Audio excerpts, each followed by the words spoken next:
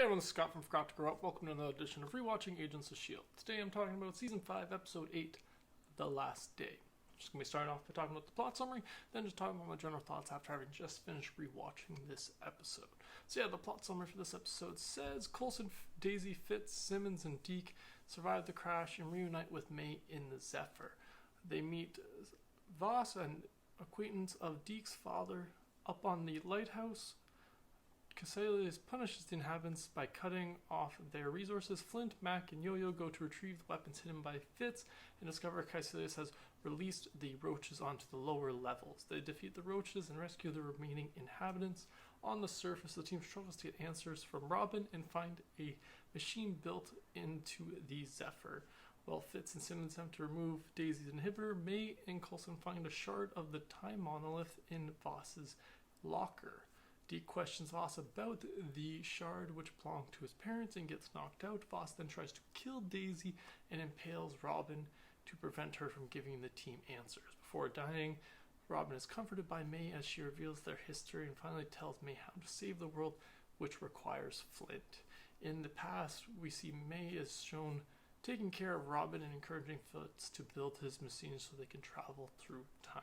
So that was the plot summary for this episode. I really like this episode because they integrate flashbacks of an alternate timeline in a sense. Well, kind of an alternate timeline. The current timeline they're running through before they have changed it so that they don't blow up the Earth. It's a little complicated once you get into time travel stuff, but which is why I like this episode, because I like that Fitz is just sitting in all these he's in these different flashbacks being like, it's not possible, I've probably done this 1,000 times and it never works. And I'm like, Fitz always sticking with the you can't change history, you can't do time travel, it's impossible and all that stuff. So I really enjoyed those bits with it, because I just love when Fitz is being cynical about time, because I'm just like, yep, I agree with you, Fitz, I'm on your side.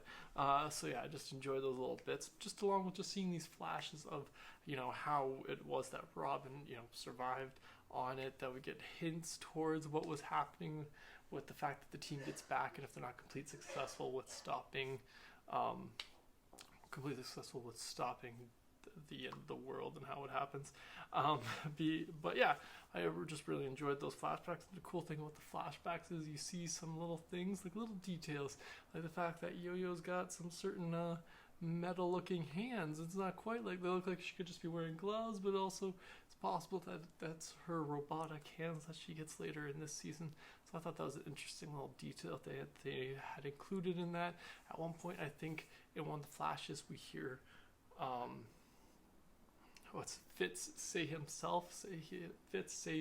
the name Voss, and it's like, oh, Fitz and Voss, and then you hear May talk about how they all had to change their names. So there's all these little bits of information you get that are little clues to, things that get revealed in the next few episodes.